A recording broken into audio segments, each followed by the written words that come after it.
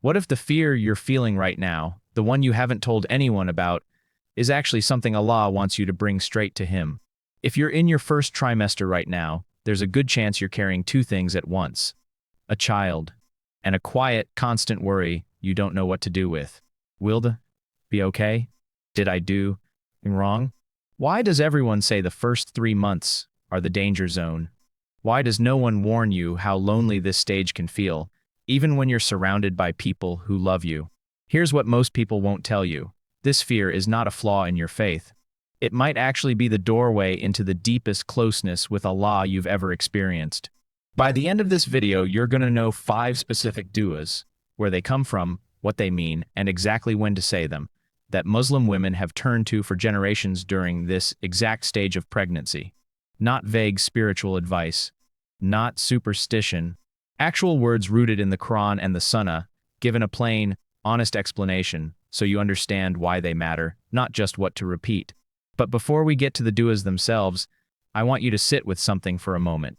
Because if you skip this part, the du'as will just be words, and words without understanding rarely reach the heart. The first trimester is strange. Nobody prepares you for it properly. That are exhausting, nauseating, sometimes frightening. Emotionally, you're holding a secret, because many people wait to announce a pregnancy until the risk period has passed. Spiritually, you're suddenly aware in a raw way that you are not in control of this. Not really. You can, well, you can do everything right. And still, the outcome belongs to Allah alone. That truth can either crush a person, or it can become the most stabilizing realization of her life. The difference, what she does with it. Think about the stakes here for a moment, honestly. This isn't just about through 12 weeks. It's about what kind of relationship with Allah you build during the most vulnerable stretch of your life so far. A woman who spends her first trimester white-knuckling her way through fear, relying only on herself, often carries that same self-reliance into every hard season that follows, into labor, into sleepless newborn nights, into every future test Allah sends her.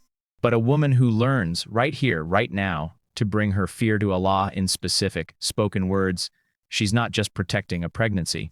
She's building a habit of the heart that will carry her through decades of motherhood still to come. There's also of barakah. Fear that isn't handed to Allah doesn't just sit quietly in the background. It leaks into everything. It affects how you speak to your spouse, how patient you are with the people around you, how present you are in your own prayers. Anxiety hoarded in silence has a way of draining the sweetness out of ordinary days. Dua, on the other hand, has a way of putting the sweetness back, not because the danger disappears, but because you're no longer facing it as though you're the only one in the room. Think about what's actually happening here. A soul is being placed into a body that is still being formed.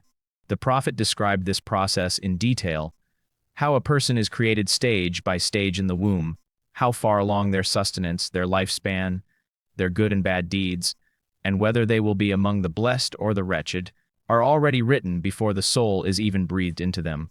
This is found in the well-known hadith collected by Bukhari and Muslim, on the authority of Abdullah ibn Mas'ud. Read that again. The child's fate is not resting on your body's strength, your diet, or your anxiety levels. It was written before this pregnancy even began. That doesn't mean you stop taking care of yourself. It means your care is paired with surrender, not passive surrender, but active, spoken, deliberate surrender, the kind that up and do. This is where story begins. Amina found out she was pregnant on a Tuesday morning, standing alone in her bathroom, staring at 2 lines she had wanted to see for over a year. She cried. Not quiet tears, the kind that come from somewhere deep, somewhere that had been holding its breath for a long time. For the first few days, everything felt soft and golden. She caught herself smiling at nothing in the middle of the day. She imagined tiny shoes. She imagined the moment she would finally tell her husband, and then her mother, and then everyone else who had been quietly asking when it would be their turn. Then, 3 weeks later, the fear arrived. A friend miscarried. Another friend's sister lost a baby at 10 weeks, seemingly out of nowhere, with no warning signs at all. Amina started reading, which she now regrets, and found statistic after statistic about early pregnancy loss, scrolling through forums late at night, absorbing other women's worst days as if they were previews of her own future. She stopped telling people. She stopped feeling excited. She started feeling like she was walking on glass, waiting for something to shatter. Every twinge in her lower abdomen sent her into a spiral. Every quiet day without a symptom felt suspicious rather than reassuring, as if her own body couldn't be trusted to simply be pregnant without something going wrong. She went to work and smiled through meetings while secretly counting days until her next appointment. She lay next to her husband at night, staring at the ceiling, doing mental math. How many weeks until the safe zone? How many days until the next scan? How many hours until she could stop being afraid? One night, unable to sleep, she sat on her prayer mat long after Isha, not really praying, just sitting. Her knees ached from how long she'd been kneeling there in silence, unsure what to even say. And finally she whispered, almost embarrassed by her own words, "Ya Allah, I don't even know what to ask you for. I'm scared." That single unpolished sentence was the beginning of something. Not 'cause eloquent, 'cause honest. Amina's mistake, one so many of us make, was assuming that fear and faith couldn't coexist in the same heart at the same time. That if she truly trusted Allah, she wouldn't feel afraid at all. So every time she felt scared, a second layer of guilt piled on top of it. Why am I panicking like this if I really trust my Lord? And that guilt made the fear even heavier to carry. But that's not what tawakkul means. Tawakkul is not the absence of fear. It's what you do with the fear. Do you carry it alone, letting it curdle into anxiety and isolation? Or do you hand it over, again and again, in dua, until the handing over itself becomes a habit, a rhythm, something your heart returns to without even thinking? There's a difference between a person who feels fear and stays stuck in it, and a person who feels fear and immediately turns it into a conversation with Allah. Same fear, completely different destination. Amina didn't know it yet, but she was about to learn 5 specific supplications that would carry her, not around her fear, but through it. Words that other women, in other centuries, in other homes, whispered over their own wombs long before ultrasounds and due date calculators existed. Women who had far less information than Amina had, and yet, somehow, carried far more peace. Because these duas aren't just comforting phrases.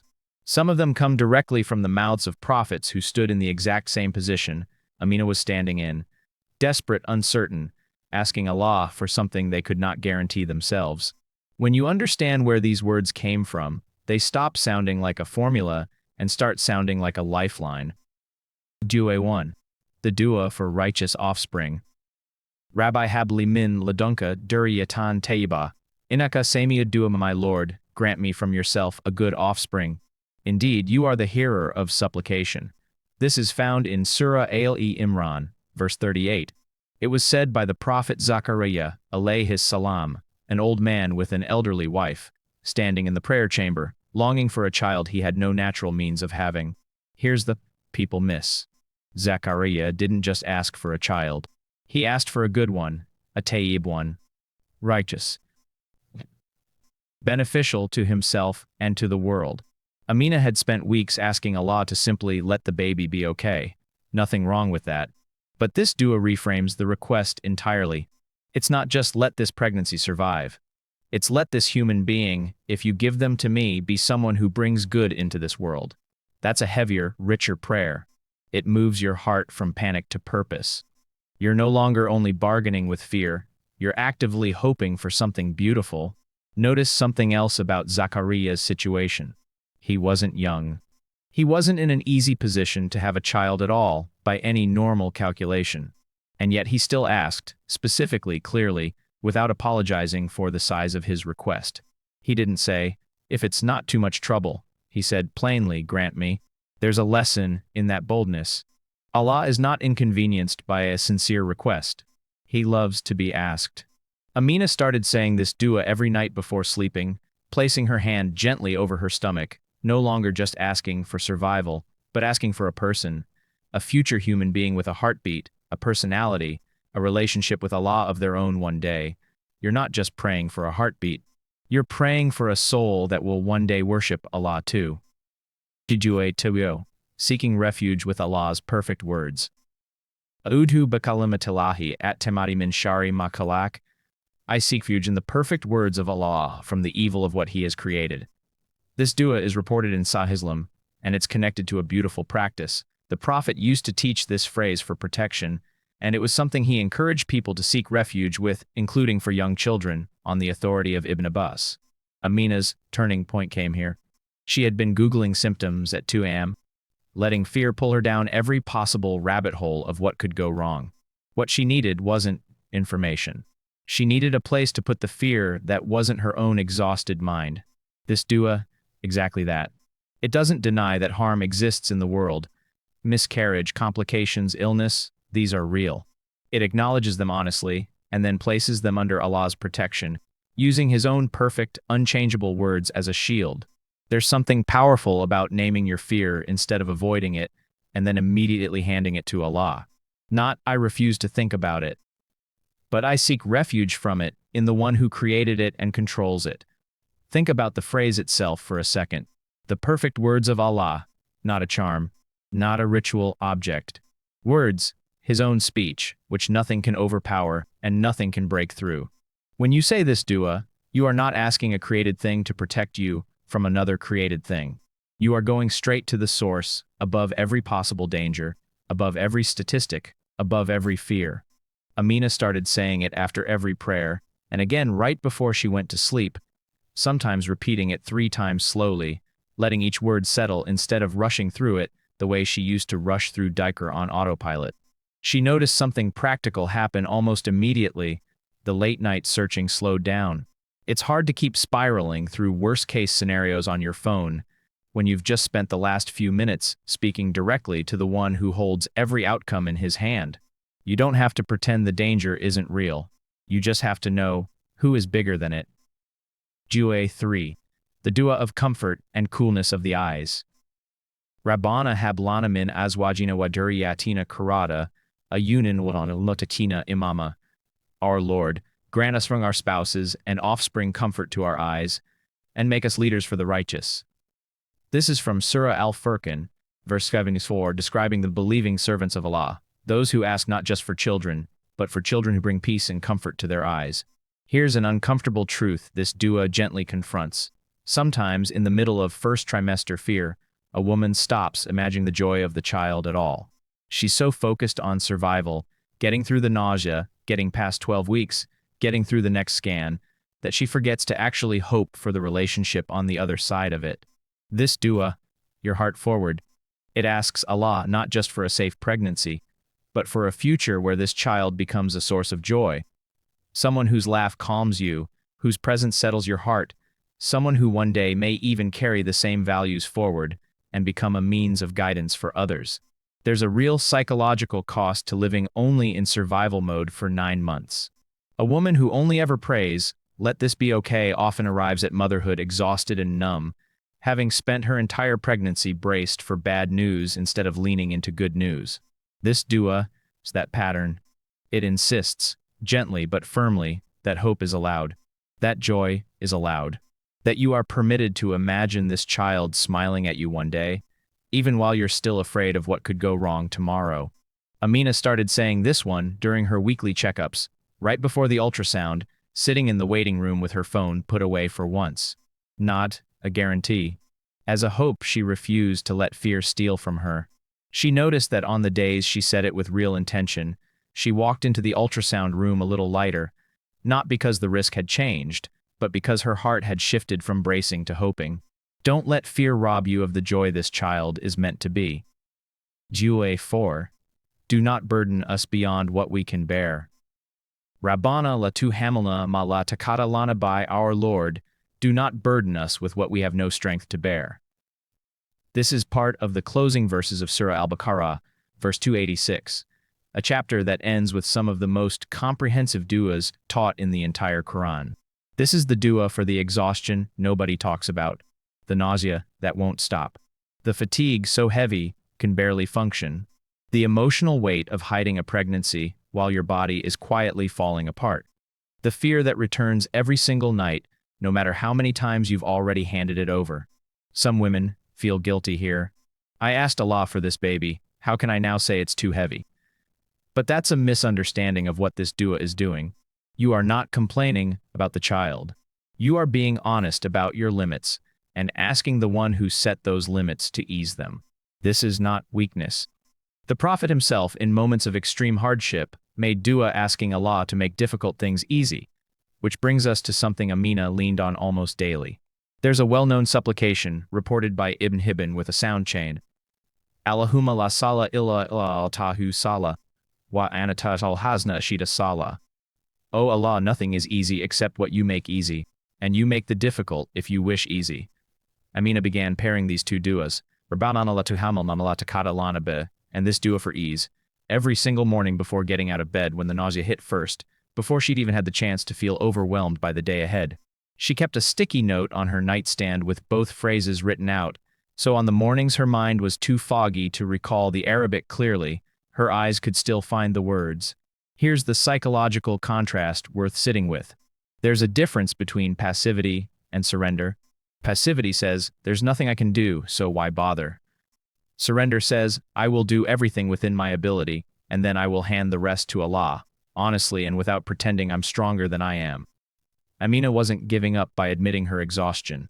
She was practicing the most honest form of worship there is, telling the truth to her Lord about her limits, instead of performing a strength she didn't actually have. Asking Allah to lighten the load is not a lack of trust. It's the clearest form of trust there is. Dua 5. Asking for complete well-being. Allahumma inni as'alukal afwal afiyah ya Allah. I ask you for pardon and well-being.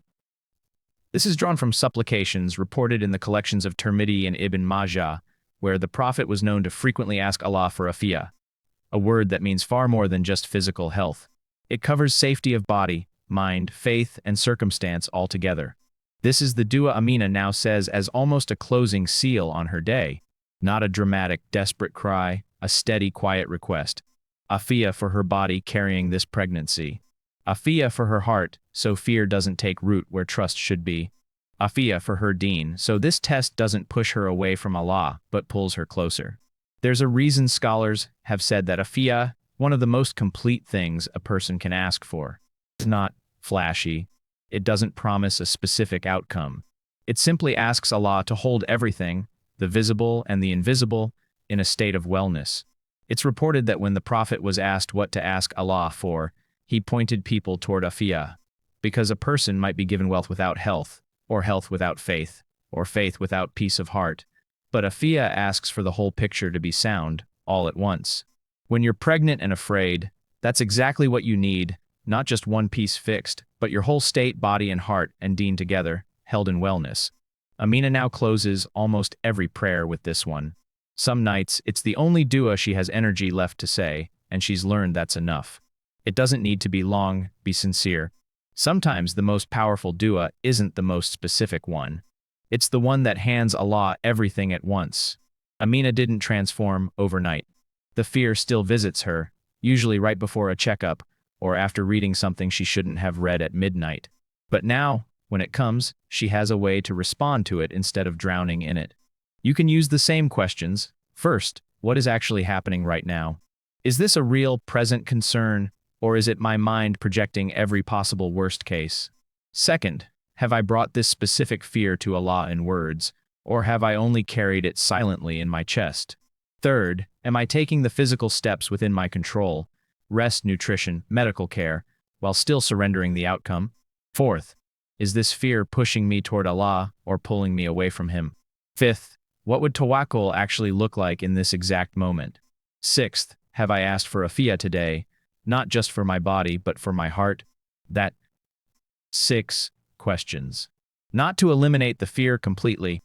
Some fear during pregnancy is simply part of being human, but to stop it from becoming the loudest voice in your day. Amina printed these 6 questions out and kept them folded inside her Quran. The first few times she used them, they felt mechanical, almost forced, like she was following a checklist instead of praying from the heart.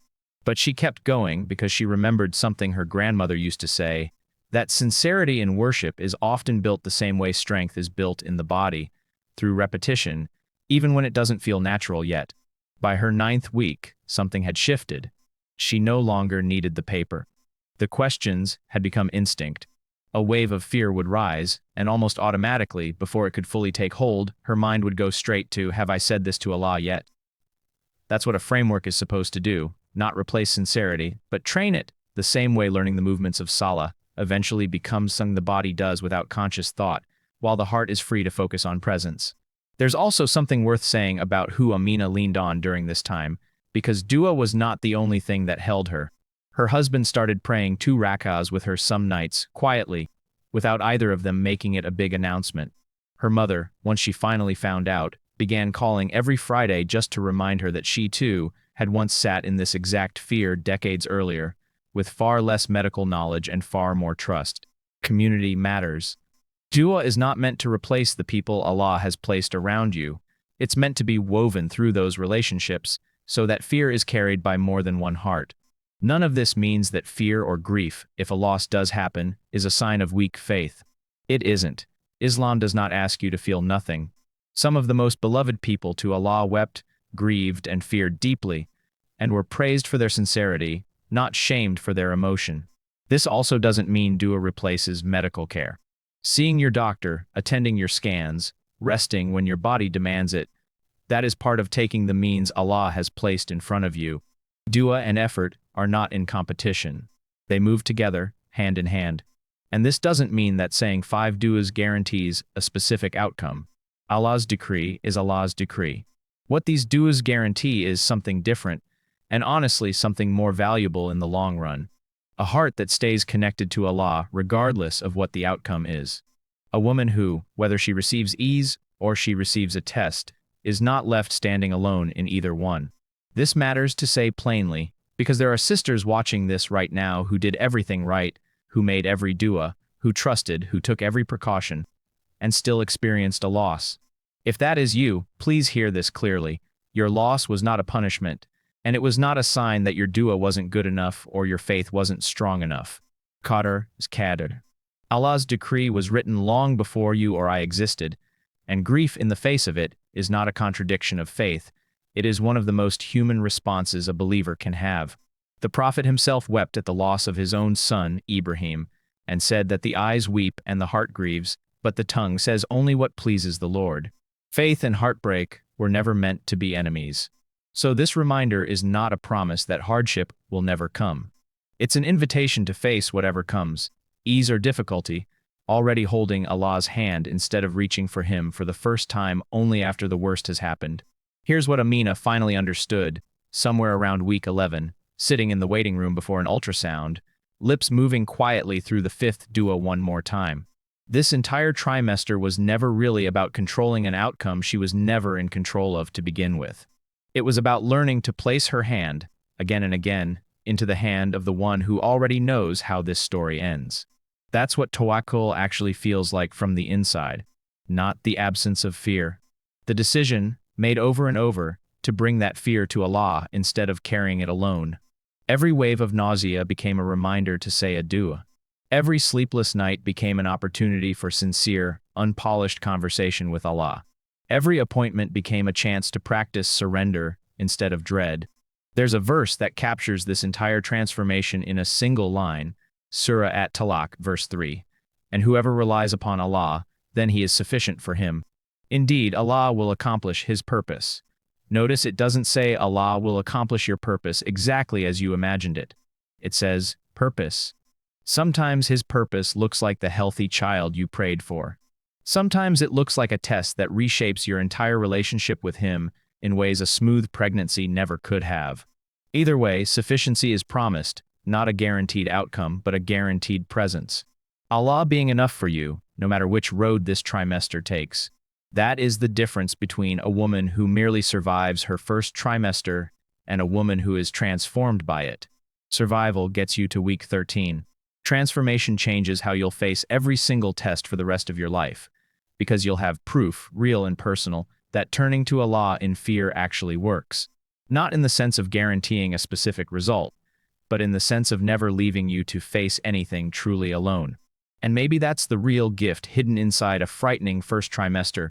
Not just a child at the end of it, but a woman who comes out the other side knowing in her bones how to turn to Allah before she turns to panic. That skill doesn't disappear after the baby is born. Stays. It becomes how she faces every hard season that comes after this one. The sleepless nights of infancy, the worries of raising a child in a world that doesn't always feel safe, the ordinary hardships every mother eventually meets. The habit built in these 12 fragile weeks becomes the foundation for a lifetime of turning to Allah first, not last. Think about what Amina will carry forward from this season, long after the fear of the first trimester has faded into memory. She will remember that when she didn't know what to say, Allah still heard her. She will remember that fear and faith sat together in her chest for weeks, and faith didn't collapse under the weight of it. It grew stronger because of it. And one day, if Allah wills, she'll pass these same 5 du'as on to her own daughter in some quiet moment years from now, the way this reminder may be passed on to you today. If you are in this exact stage right now, scared, hopeful, exhausted, quietly holding a secret you haven't told everyone yet, this reminder may not have reached you by accident. Perhaps this is the moment to pause and actually say these words, slowly, instead of just watching them pass by on a screen. Perhaps this is the moment to ask Allah for the clarity and the calm that fear has been keeping just out of reach. First, pick one of these 5 du'as, the one that spoke to your heart the most, and memorize it this week. Say it after every prayer. Second, the next time fear rises, don't just sit with it. Say it out loud to Allah, in your own words if you need to, the way Amina did that first night on her prayer mat. Third, redirect the energy you've been spending on late-night searching and worst-case scenarios into something that actually builds your connection with Allah. A few minutes of Quran, a moment of dhikr, or simply sitting in dua before you sleep. If this reached something in you, comment Ameen below. If you're asking Allah for ease and safety in this pregnancy, or for someone you love who is going through it right now. If you know a sister who is in her first trimester right now, quietly afraid and not telling anyone, send her this video. It might be exactly what she needs today, even if she never says so. And if you want more reminders like this one, rooted in the Quran and the Sunnah, made for the real, unfiltered moments of a Muslim woman's life, subscribe, so the next one reaches you too. You are not watching this by accident. Whatever you're carrying right now, say it to Allah tonight. He is listening, and He has never once forgotten a single soul entrusted into a mother's womb.